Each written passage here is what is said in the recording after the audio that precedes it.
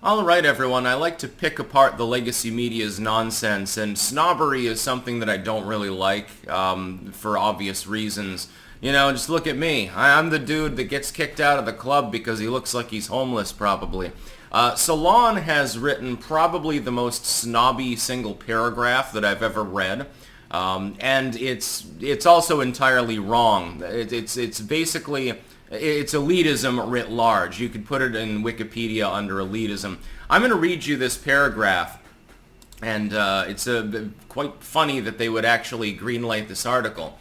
Despite how the mainstream news media, now this is a TDS article by the way, and political class are committed to a belief in a folk theory of democracy and a responsible electorate and normal politics, whatever the hell that means, most Americans are not politically sophisticated or ideological. They can be reasonably described as being inconsistent in their political thinking. That can happen, admittedly. The average American voter is also ignorant of factual matters about politics and policy. They instead rely upon intuitions and cues from elites and other opinion leaders and influentials to make their political decisions. I would like to think that that's not the case. I realize that there are plenty of ignorant people out there of all stripes in every part of the world that don't know what the fuck is going on. They're nakedly partisan, and so they just support a party and they don't even care about what the party stresses. They support an individual to the exclusion of ever even wanting to criticize them. I get it. That's true. But pointing that out does not mean that you should write an article in which you describe the average American voter as ignorant, inconsistent, not knowing what the hell is going on.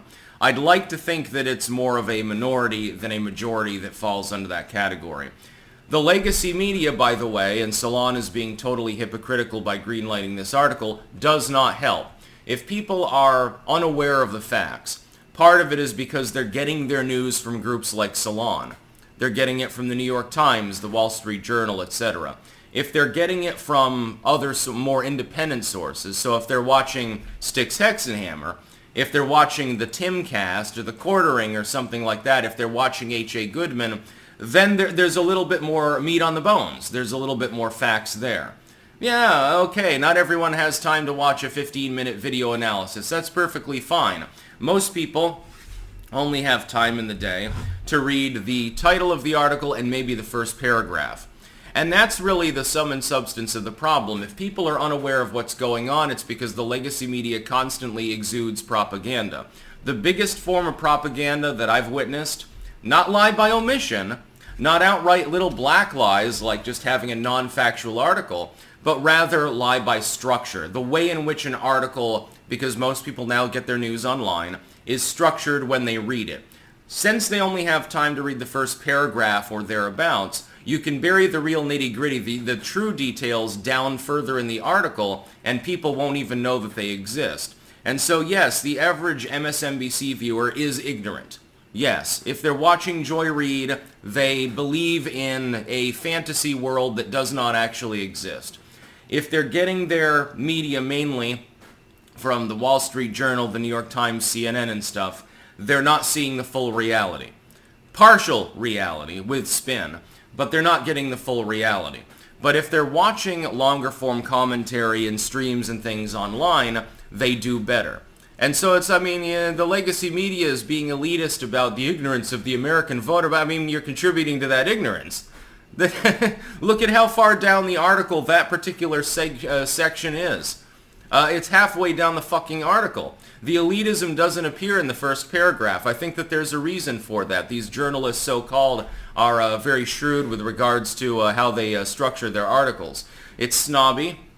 It's stupid, too. Putting that out there. Giving fodder to people like me to just hammer salon.com even more. Not that it's really even worth it at this point. It's sort of like beating a dead horse when you think about it. A folk theory of democracy. Whoa. When did the institution, including the legacy media, ever believe in such a thing? They've been doing the snobby thing now for years. How dare these peasants vote for Donald Trump? How dare these peasants overrun the Supreme Court? And stuff like that. How dare they protest on behalf of some ideological factor that they happen to support? How dare they? How dare they speak their minds? How dare tech platforms allow little people to have 6-figure audiences and 7-figure audiences. Don't you know, you dumb fucks, we're the ones that are supposed to be telling people what to believe? It's a hilarious article. You should take a look at it. Once you see, the irony is that the lie-by structure is in the very article that's talking about a problem promulgated by the legacy media using that same tactic. It's like several layers of irony that I'm dealing with here. When I saw that particular passage, I actually read the whole article. I was like, what the fuck am I reading? I thought I was having a stroke or something. That's about all. Peace out.